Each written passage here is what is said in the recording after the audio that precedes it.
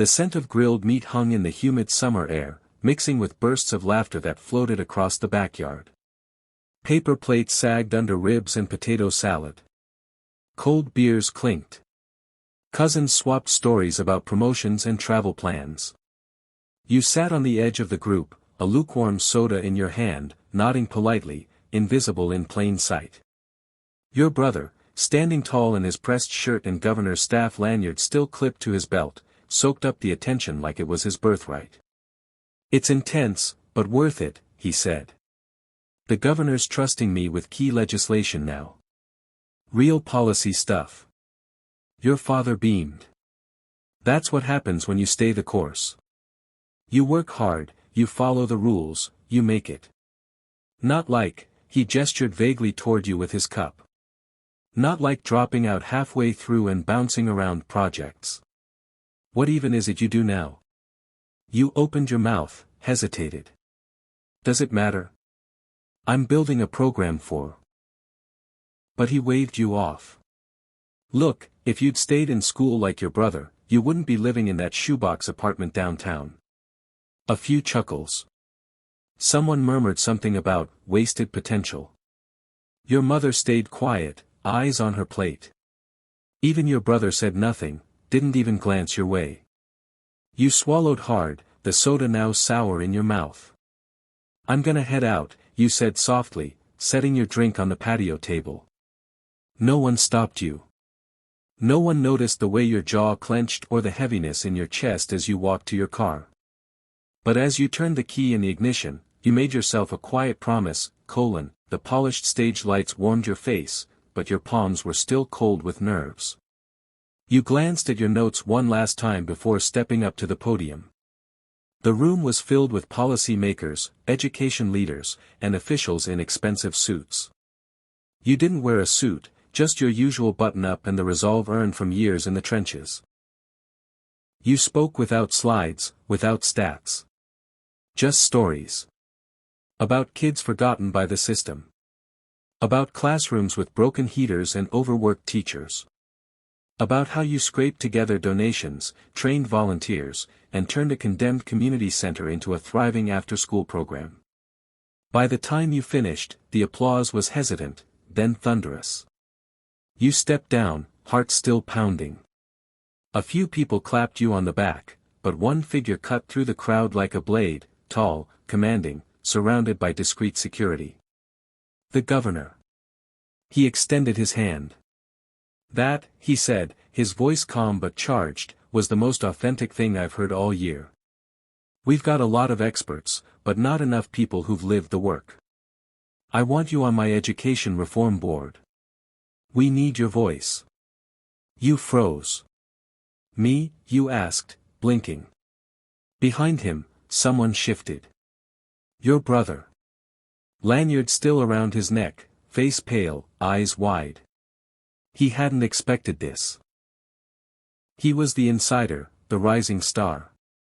Yet here you were, invited in not because of a resume, but because of your impact. You shook the governor's hand. "Thank you," you said, steady now. "I'd be honored." You didn't even glance at your brother. You didn't need to. The familiar scent of your mother's cooking hit you as you stepped through the door, garlic, spices, something roasting in the oven. You paused in the hallway, smoothing down your shirt, listening to the clatter of cutlery and muffled conversation from the dining room.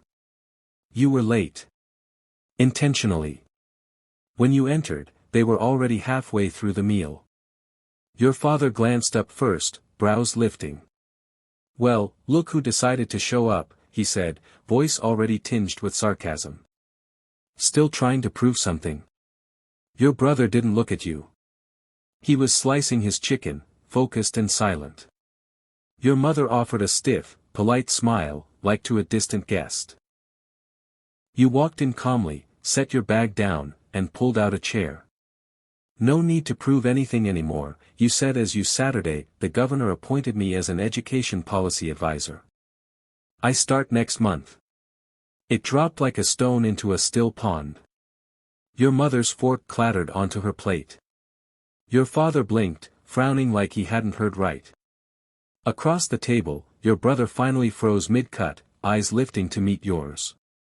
Silence thickened the air. The only sound was the soft hum of the refrigerator. "I thought your father began, then stopped." His voice didn't know where to land. "I told you I was working on something," you said evenly, reaching for a roll. "You just didn't believe it mattered." Your brother looked away first. You took a bite, slow and steady. No fireworks, no fanfare. Just the steady, quiet weight of respect, finally shifted into your hands. In that moment, you didn't need to raise your voice. You didn't need to explain. You simply sat there. Taller than all of them, even while seated. The hallway was narrow, dimly lit, and heavy with the tension of unsaid things. You had just stepped out to take a breath, to escape the polite silence that had followed your announcement. But your brother followed.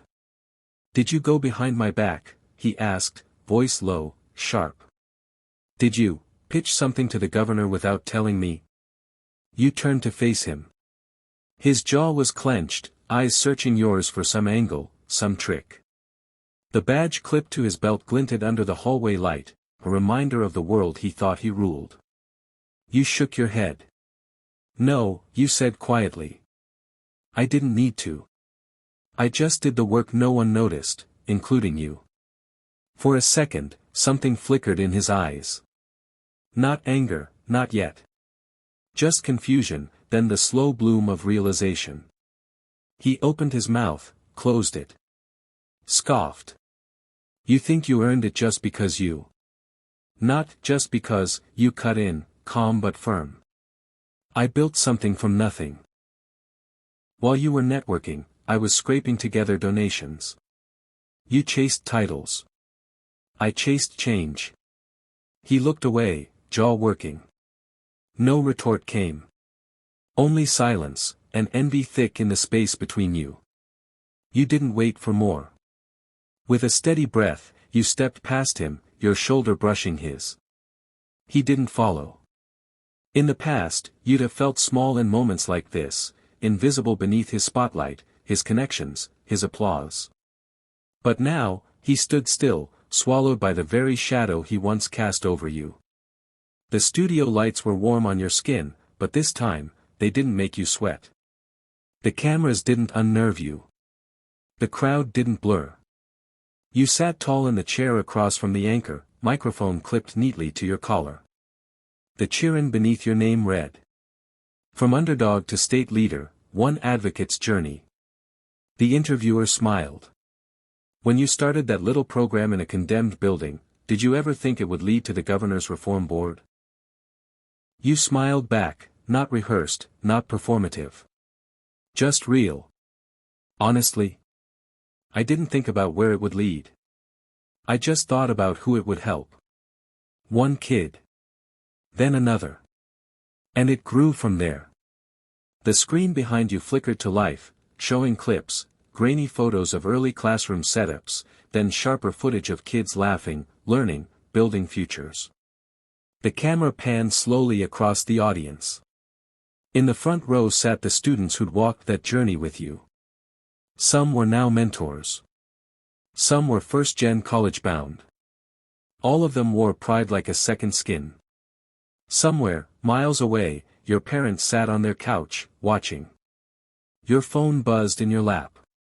"Dad, we're proud of you. Truly. Mom, you proved us wrong, and we're glad you did." You looked at the message. Read it once. Then locked the screen and set it face down. Not out of bitterness. You'd moved past that. The hurt had hardened into clarity, and from that, something better had grown.